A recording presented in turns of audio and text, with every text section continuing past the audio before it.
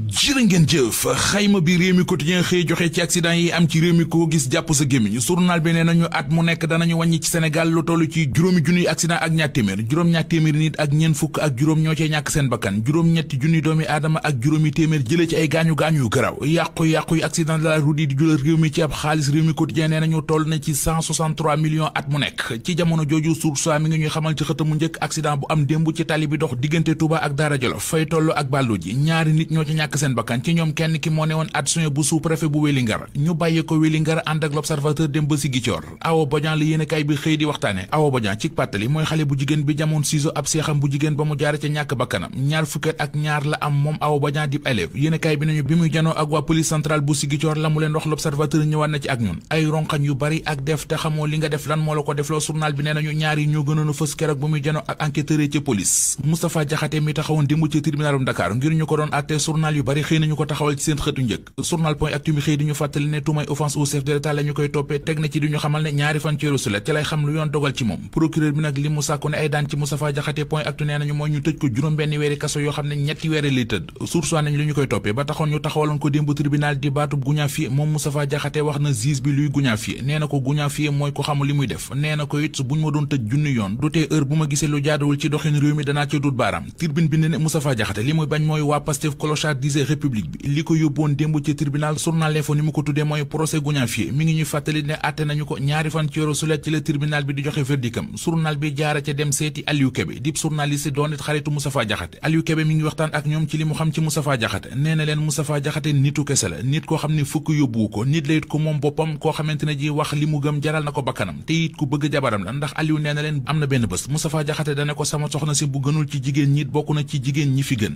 jigéen jii di Aïssatou Sophie Gladima lise ko nee nañu li mu bëgg mooy ñu teggi mandat dépôt bi ñu ko teg moom ak ay avocat yéenekaay bi nee nañu dugal nañu ab requête buy weddi li ñu koy teg ci ay tuuma avocat yi dañoo gis njumte lu waa Cour des comptes def ci dossier am boole ceekit moom Sophie Gladima amul fenn fu ñu ko tuddee ci rapport yi Cour des comptes yi te marché bi waral coow li ñi ñu ko jox Sophie Gladima musta am ak ñoom benn contact boole ceekit ñi nga xam ne ñoom lañu jox marché bi ñoom ñëpp taxaw nañu seetal ko ginnaaw engagement yi président de la République Diomaye Faye jëloon keroog ci Risatol jëmoon ci gunge gu état bu Sénégal fas yéene gunge compagnie sucrière sénégalaise ci liggéeyam Le Quotidien nee nañu moo tax ba waa commune bu Mbane suukar nañu lu saf sàpp compagnie sucrière sénégalaise ndax junni hectares yi suuf yu teg ñaar fukk ak juróom benn moom la commune bu Mbane dagg jox waa compagnie sucrière sénégalaise naam yàgg nañu ko bëgg waaye dem ko fa président demoon bokk na ci li gaawal mbir meneen mu di li enquête dina kay xëy mu di marché gré bu waa TDS di télévision du Sénégal def marché TNT bi la ñu nangoo ci waa Excaf jox ko waa Mali benn société bu ñu naan TNT 7 Africa yéenekaay bi nañu te ba ñu koy def defuñu benn appel d'offre ku am xaritu golo sa ngemb warut a tak ci garab tir bi nañu lu ni mel nag moo waral li xew ci réew mi jaaxal ñu bari ndax ñoo ngi wax ne tàmbali nañu exploiter gaz ak pétrole bi feeñoon ci réew mi boole ci kit kilifay réew mi ñoo ngi wër fu nekk defalee boobu xaalis te terewul tey la réew mi gën a dëgër tey la nit ñi gën a sonn